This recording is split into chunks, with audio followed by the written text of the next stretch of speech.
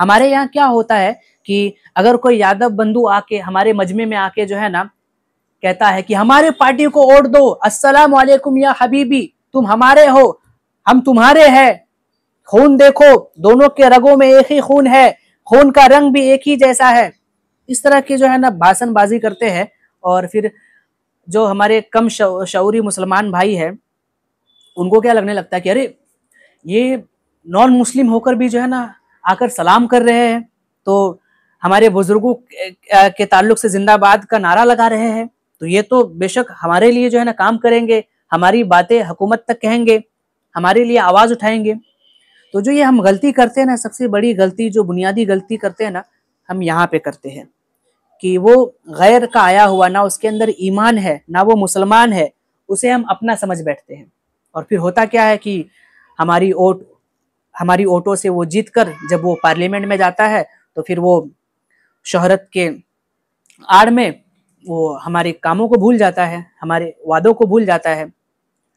तो जिसके अंदर ईमान, अल्हम्दुलिल्लाह अल्हम्दुलिल्लाहि रब्बिल आलमीन वस्सलातु वस्सलामु अला सय्यिदिल मुरसलीन व अला आलिहि व सहाबिहि अजमईन, अम्मा बाद, फ़अऊज़ु बिल्लाहि मिनश शैतानिर रजीम, बिस्मिल्लाहिर रहमानिर रहीम। अस्सलामु अलैकुम व रहमतुल्लाहि व बरकातुहू। मैं मोहम्मद आरिफ शेख हाजिर हूँ आप सबके बीच एक और अहम मौजू की तरफ मुतवज्जो करने के लिए। मोहतरम अहिब्बा, जैसा कि आप सबको पता है कि हमारा मुल्क बड़ा ही नाजुक मरहले से गुज़र रहा है और आए दिन छोटे छोटे शहरों से, छोटी छोटी गलियों से ऐसे छोटे छोटे कीड़े बाहर निकल कर आते हैं और अपनी नाजायज़ी का सबूत देकर जनाब रसूल बावक़ार सल्लल्लाहु तआला अलैहि वसल्लम की गुस्ताखियाँ करते हैं।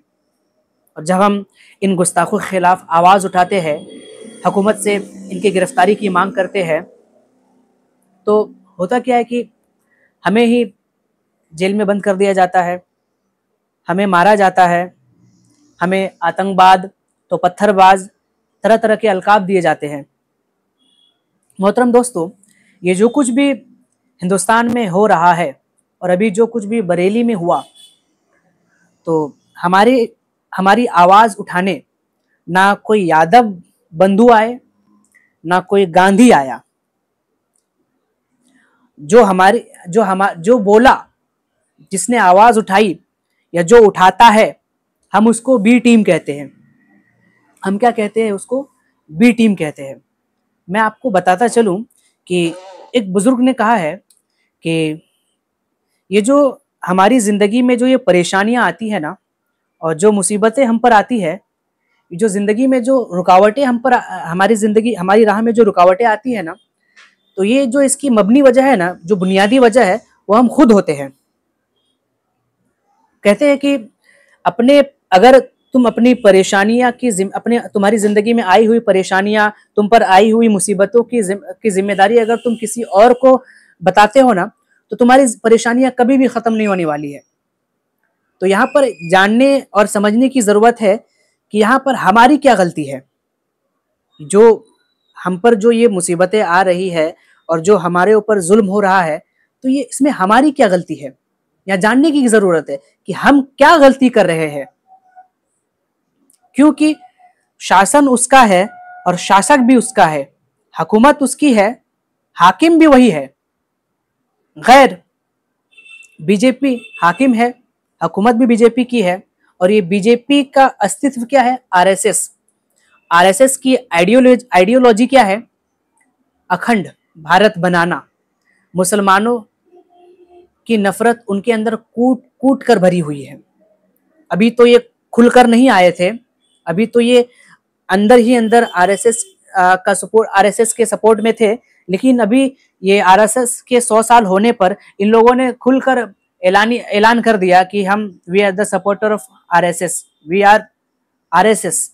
इस तरह से उन लोगों ने खुलकर सपोर्ट किया आरएसएस का। तो मैं ये आपको बताना चाहता हूं कि जो आपके कायद है, जो आपकी पार्टी है, आप उसे बी टीम कहते हो। जो आपकी आवाज, आपकी बातें आपके लिए लड़ता है, आपकी बातें करता है, आप उसको बी टीम कहते हो।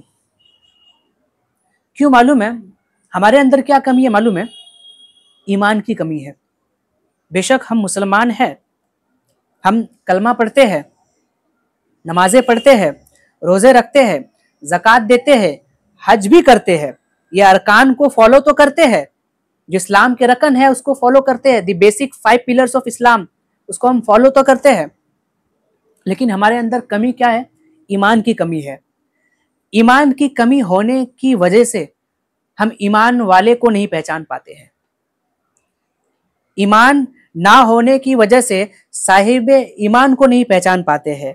हम हक और बातिल को नहीं पहचान पाते हैं, जिस वजह से हम गलत फैसला करते हैं, जिस वजह से हम फैसला गलत कर बैठते हैं और फिर रोना पीटना करते हैं कि नहीं, हमारे साथ ऐसा हुआ तो हम पर जुल्म हो रहा है, हम पर जुल्म हो रहा है। क्यों हो रहा है? क्योंकि हम हक और बातिल को नहीं पहचान पाते हैं। हमारे यहाँ क्या होता है कि अगर कोई यादव बंधु आके हमारे मजमे में आके जो है ना कहता है कि हमारे पार्टी को वोट दो, अस्सलाम वालेकुम या हबीबी, तुम हमारे हो, हम तुम्हारे हैं, खून देखो, दोनों के रगों में एक ही खून है, खून का रंग भी एक ही जैसा है, इस तरह की जो है ना भाषणबाजी करते हैं।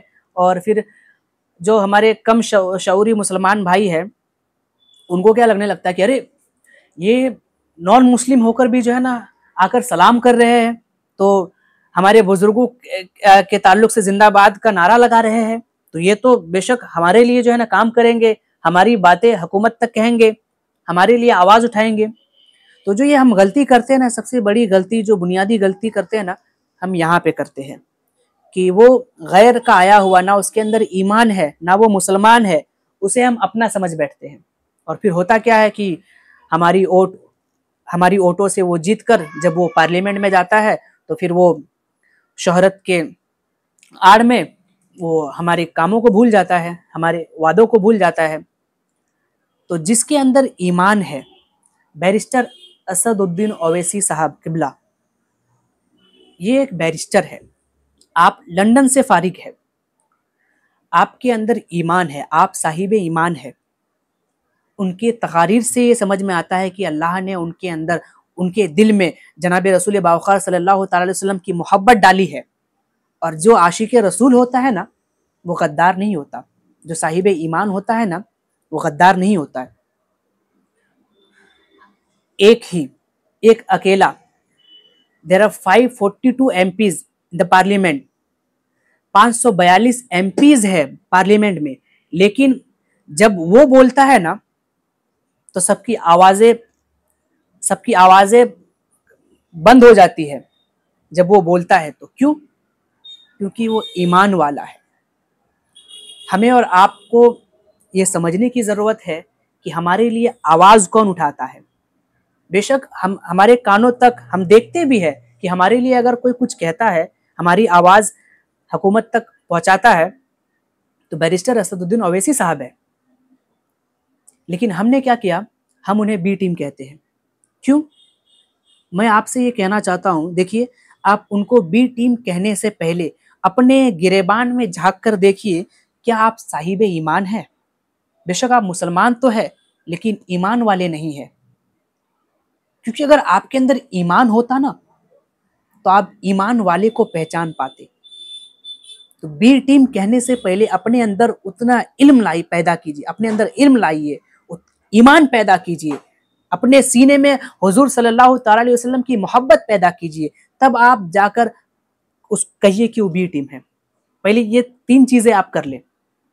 अब बी टीम कह रहे हैं और 25 करोड़ की आबादी में हमारा इकलौता MP है जो आवाज उठाता है। अगर वो ना होगा तो हमें क्या, कैसे पता चलता? आज 70 से जायद यानी 70% से ज्यादा लोगों को जो है ना मालूम ही नहीं था कि वक्फ बोर्ड किसे कहते हैं, वक्फ की जमीनें क्या है।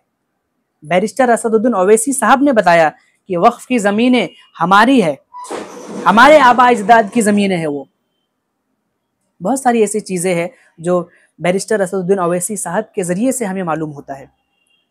तो मैं ये वीडियो बनाने का मकसद यही है कि अपने अंदर सियासी शऊर पैदा करें और हक और बातिल को पहचाने।